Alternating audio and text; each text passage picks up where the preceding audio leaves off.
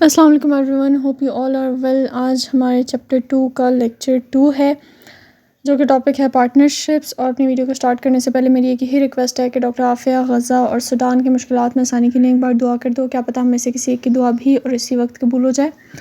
अब स्टार्ट करते हैं। Partnerships. Partnership exist when the ownership of a business is shared by at least two people. In most cases the maximum number of partners is 20, although there are some exceptions. Example, accountants and solicitors. A business co-owned by two or more people is referred to as a partnership. The co-owners of the businesses are called partners and together they form the firm. The parties agree either orally or ideally in writing to share the profits and losses of a joint enterprise. A written partnership agreement spelling out the terms and conditions of the partnership is recommended to prevent later conflicts between partners. Such agreements typically include the partnership's names, its purpose, and each partner's contribution, financial assets, skills, talent, etc. It is also it also outlines the responsibilities and duties of each partner and their compensation structure, salary, profit, and loss sharing, etc. Furthermore, the agreement should contain provisions for the admission of new partners, the sale of partnership interest, and procedures for resolving conflicts, dissolving the business, and distributing its assets.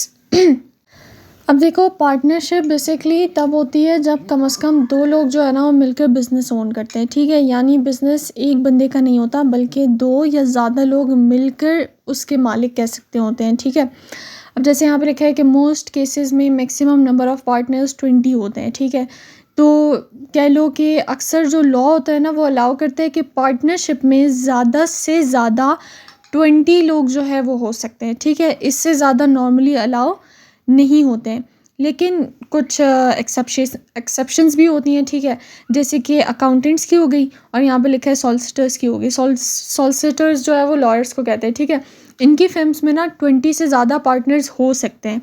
क्यों हो सकते हैं? क्योंकि ये professional fields हैं। ठीक है, और इनके लिए स्पेशल लीगल रूल्स खुद से बनाए गए हुए होते हैं। ठीक है, अब एक एग्जांपल है कि 25 फ्रेंड्स हैं वो मिलकर जो है ना एक जनरल बिज़नेस खोलना चाहते हैं। ठीक है, तो वो नॉर्मली अलाउड नहीं होगा। लेकिन अगर 25 अकाउंटेंट्स हैं वो मिलकर अकाउंटिंग फर्म बनाएंगे तो वो अलाउड हो सकता है। ठीक है, फिर यहाँ पे है कि बिज़नेस को ओन्ड बाय 2 और more people is called partnership. यानी कह लो कि जब दो या ज़्यादा लोग मिलकर बिज़नेस ओन करते हैं ना उसे पार्टनरशिप कहते हैं। ठीक है, जो लोग मिलकर बिज़नेस ओन करते हैं उनको पार्टनर्स कहते हैं, और सब पार्टनर्स मिलकर जो ग्रुप बनाते हैं उसे क्या कहते हैं? फर्म कहते हैं। ठीक हो गया। एग्ज़ाम्पल है कि दो कोई भी फ्रेंड्स हैं, उन्होंने मिलकर जो है वो बेकरी खोली है। ठीक है, वो दोनों पार्टनर्स हैं, और जो उनकी बेकरी है ना वो क्या कहलाएगी? वो फर्म कहलाएगी। फिर है parties agree to share profits and losses. यानी कि पार्टनर्स पहले से ये डिसाइड करते हैं कि जो प्रॉफिट होगा वो किस तरीके से बांटेंगे, और अगर लॉस होगा तो वो कैसे शेयर करेंगे। यानी कि ये एग्रीमेंट जो है ना वो ओरली भी हो सकता है, यानी कि ज़बान कह के भी हो सकता है। ठीक है, लेकिन बेस्ट ये है कि वो चीज़ लिख कर की जाए। क्यों? क्योंकि ताकि बाद में कोई लड़ाई झगड़े ना हो, आपके पास एक प्रूफ हो। फिर जो एक रिटन पार्टनरशिप एग्रीमेंट होती है ना, उसमें क्या क्या होता है? ठीक है, उसमें बेसिकली होता है कि पार्टनरशिप का नाम क्या होगा। ठीक है, बिज़नेस का पर्पस क्या होगा, और हर पार्टनर जो है वो कितना पैसा या फिर अपनी स्किल दे रहा है बिज़नेस में, और कौन मतलब क्या क्या उसकी रिस्पॉन्सिबिलिटी होगी, कौन क्या ज़िम्मेदारी निभाएगा। ठीक है, फिर प्रॉफिट और लॉस किस तरीके से डिवाइड होगा, फिर सैलरी मिलेगी या फिर नहीं मिलेगी, और अगर कोई नया पार्टनर ऐड करना है तो वो कैसे ऐड होगा, या अगर कोई पार्टनर अपना हिस्सा मतलब एक तरह से बेचना चाहे तो क्या होगा, और झगड़ा किस तरीके से सॉल्व होगा, और लाइक है कि अगर बिज़नेस बंद हो तो किस तरीके से जो पैसे जो भी बचे हैं बिज़नेस में वो किस तरीके से सब पार्टनर्स में बांटने हैं। ठीक है, एग्जांपल ले लो कि दो कोई भी फ्रेंड्स हैं, उन्होंने मिलकर एक बिज़नेस शुरू किया है। ठीक है, एक ने जो है वो 5 लाख लगाए। ठीक है, और दूसरा जो है वो सिर्फ एक तरीके से काम कर रहा है। बिल्कुल ऊपर वाली एग्जांपल है। लेकिन इसमें मेन चीज़ जो बताई है वो ये है कि अगर सब पहले से लिख कर डिसाइड नहीं करेंगे ना तो उनको बाद में प्रॉब्लम हो सकती है, ठीक है। इस वजह से एक जो रिटर्न एग्रीमेंट होता है ना वो इम्पॉर्टेंट है, ठीक हो गया। अच्छा, अब है there are two basic types of partnership, general partnership and limited partnership. A general partnership involves full sharing the management of the business. In a general partnership, each partner has unlimited liability for the business debts. Professionals such as lawyers, accountants, and architects often form general partnership. अब देखो मतलब book में लिखा है कि दो basic types होती हैं पार्टनरशिप की, ठीक है। कौन कौन सी? पहली होती है जनरल पार्टनरशिप, दूसरी होती है लिमिटेड पार्टनरशिप। जनरल पार्टनरशिप में क्या होता है कि सब पार्टनर्स, सब जितने भी पार्टनर्स हैं वो मिलकर बिजनेस मैनेज करते हैं, ठीक है। और सबकी ना अनलिमिटेड लायबिलिटी होती है, ठीक है। अनलिमिटेड लायबिलिटी का बेसिकली मतलब क्या होता है कि कह लो कि अगर बिज़नेस के ऊपर कर्जा चढ़ा हुआ है, ठीक है, और बिज़नेस के पास पैसे नहीं हैं तो पार्टनर्स को अपनी जो पर्सनल प्रॉपर्टी है ना, जो अपनी अपनी ज़ाती चीज़ हैं, उनसे पे करना पड़ेगा, ठीक है। अगर फॉर एग्ज़ाम्पल अगर बिज़नेस 10 लाख के कर्ज़े में चला गया है, ठीक है, तो पार्टनर्स को अपनी सेविंग्स, गाड़ी या जो भी पर्सनल पैसा है ना वो उनको यूज़ करना पड़ेगा, ठीक है। और वो फिर बिज़नेस का जो भी कर्ज़ा है वो वापस करना पड़ेगा। जैसे लाइक जो लॉयर्स होते हैं, अकाउंटेंट्स होते हैं और आर्किटेक्ट्स होते हैं वो अक्सर जनरल पार्टनरशिप बनाते हैं, ठीक हो गया। फिर limited partnership has at least one general partner who assumes unlimited liability and at least one limited partner whose liability is limited to his or her investment in the business. Limited partnership are often used for high risk investment projects where the chance of loss is significant, but general partnership accept the risk of loss while limited partners' losses are restricted to their initial investment. Limited partners do not participate in the management of the business but share in the profits in accordance with the terms of the partnership agreement.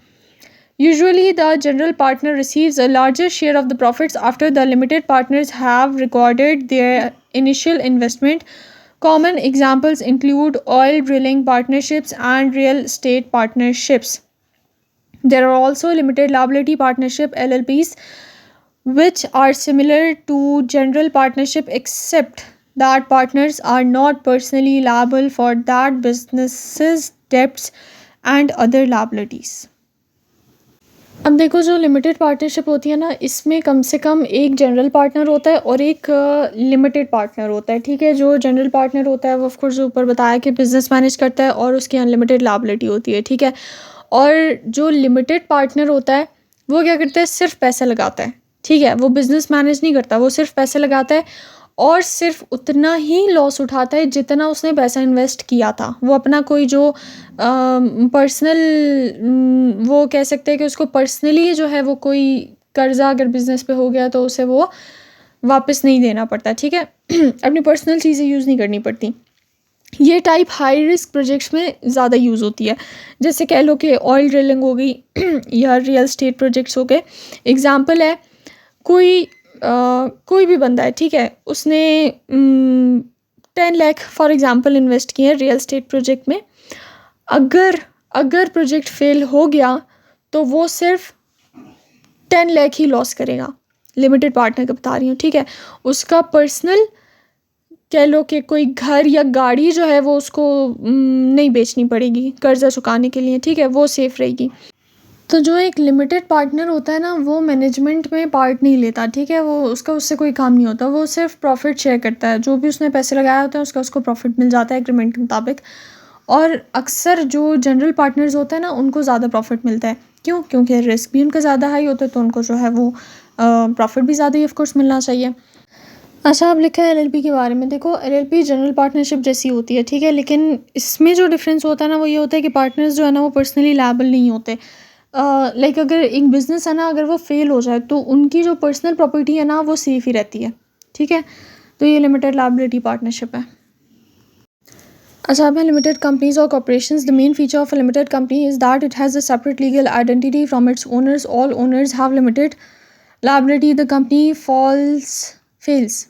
They cannot be forced to use personal funds to pay off business debts. They only lost the amount they originally invested in the company. A company, also known as corporation, is a legal entity created under government regulations whose assets and liabilities are separate from those of its owners. As a legal entity, a corporation has many of the rights, duties, and powers of a person, such as the right to receive, own, and transfer property. Corporations can enter into contracts with individuals or other legal entities, and they can sue and be sued in a court of law. Because a limited company has a separate legal identity, all owners have limited liability. If this company fails, they cannot be forced to use personal funds to pay off business debts and only lose the amount they originally invested. People become owners of a company by purchasing shares. Many small companies are privately held, meaning ownership is restricted to a small group of investors and are called private limited companies. अच्छा आप देखो, एक limited company और जो corporation होती है ना, इसकी सबसे जो इम्पोर्टेंट बात होती है वो ये होती है कि इसकी एक सेपरेट लीगल आइडेंटिटी होती है, ठीक है। मतलब कंपनी और उसके ओनर्स अलग होते हैं। कंपनी लाइक कह सकते हैं कि अपना कंपनी का अपना एक अलग नाम होता है, ठीक है। तो कंपनी जो है वो अपने नाम से प्रॉपर्टी ख़रीद सकती है, कॉन्ट्रैक्ट कर सकती है, केस कर सकती है, कंपनी पे भी केस हो सकता है। तो ये सब ओनर्स की लिमिटेड लायबिलिटी होती है, ठीक है। मतलब अगर जो कंपनी है वो फेल हो जाए तो ओनर्स जो है वो सिर्फ उतना पैसा लॉस करते हैं जितना उन्होंने इन्वेस्ट किया था, उनका पर्सनल पैसा यूज़ नहीं होता है, ठीक हो गया। फिर उसके अलावा जो प्राइवेट लिमिटेड कंपनी है उसमें क्या होता है कि शेयर होल्डर्स कम होते हैं, ठीक है। शेयर होल्डर्स, ओनर्स कम होते हैं। शेयर्स पब्लिक को नहीं बेचे जाते, शेयर्स बेचते हैं तो वो पब्लिक को नहीं बेचे जाते। ओनरशिप कह सकते हैं कि एक छोटे ग्रुप तक लिमिटेड होती है। अच्छा अब है, most large corporations are publicly held, meaning that shares can be easily purchased or sold by investors.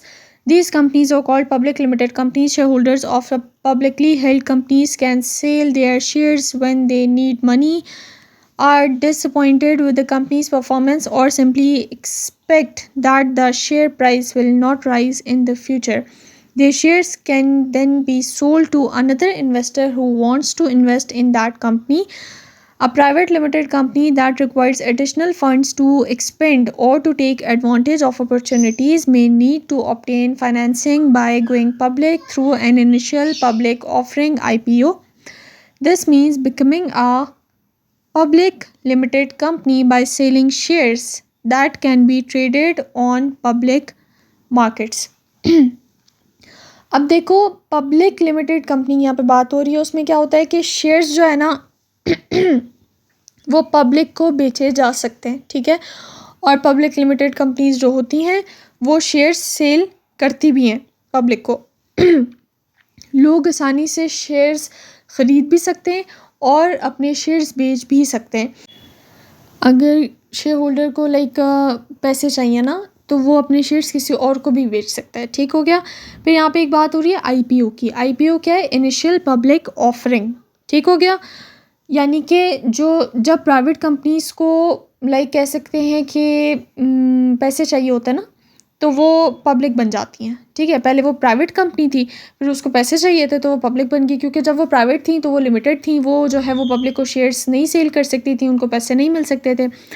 तो वो जो है वो अपनी उन्होंने कंपनी जो है वो प्राइवेट से पब्लिक कर ली, ठीक है। तो अगर कोई कंपनी पहले प्राइवेट थी और वो फिर पब्लिक हो रही है ना तो इस प्रोसेस को कहते हैं आईपीओ, ठीक है, यानी इनिशियल पब्लिक ऑफरिंग। इसका मतलब है कि कंपनी पहली बार अपने शेयर्स पब्लिक को बेच रही है, क्योंकि पहले वो प्राइवेट थी, तो जब वो पब्लिक बन जाएगी तो वो पहली बार अपने जो शेयर्स होंगे वो पब्लिक को सेल करेगी। उसके बाद में publicly held companies can obtain additional funds by issuing new ordinary shares. This means that either their existing shareholders can purchase more shares or new investors can become shareholders by buying shares in the company. By issuing new shares, companies can raise the funds required to support business expansion. अब देखो, जो public company है ना, अगर वो और पैसा race करना चाहे, अभी तो हमने प्राइवेट की बात की कि उनके पास पैसा नहीं होता तो वो पब्लिक की तरफ चली जाती हैं, लेकिन अगर एक पब्लिक कंपनी है उसको और पैसे चाहिए तो वो न्यू शेयर्स इशू करती है। न्यू शेयर्स मतलब कैसे? या तो जो पुराने शेयर होल्डर्स होते हैं वो और शेयर्स ख़रीद लें जो कि ऑलरेडी ओनर्स हैं, ठीक है, वो कंपनी के और शेयर्स ख़रीद लें, या फिर नए लोग शेयर होल्डर्स बन जाएं, जो कि नॉर्मल था, जिसका कंपनी से कोई ताल्लुक़ नहीं था, ठीक है, कोई वो शेयर होल्डर नहीं था, उसने शेयर ख़रीद लिए, वो एक और शेयर होल्डर बन गया। और जो मतलब ये दो वो होते हैं, ठीक है, ऑप्शंस होते हैं कि या तो जो पुराने शेयर होल्डर्स हैं वो और शेयर्स ख़रीद लें, और या फिर अगर वो नहीं ख़रीद सकते तो फिर जो न्यू लोग हैं जिनके पास पैसे हैं तो वो लोग जो है फिर वो कंपनी के शेयर होल्डर्स बन जाएं। तो इस तरीके से जो कंपनी एक्सपेंशन के लिए कह सकते हैं कि जो पैसे हैं वो जमा करती है। और यहीं पर वीडियो को एंड करते हैं। वीडियो काफ़ी बड़ी हो गई है, बाकी अगर कोई क्वेश्चन हो तो कमेंट्स में पूछ सकते हो, मैं रिप्लाई कर दूँगी इंशाल्लाह। और लाइक और सब्सक्राइब करना नहीं भूलना। और अगर थोड़ा सा भी समझ आया हो, कोई से बेनिफिट मिला हो तो मेरे पेरेंट्स को मुझे बहुत प्यारी सी दुआ दे देना। और अपना ख्याल रखना। अल्लाह तुम लोगों का मुहाफ़िज़ हो। अल्लाह हाफ़िज़।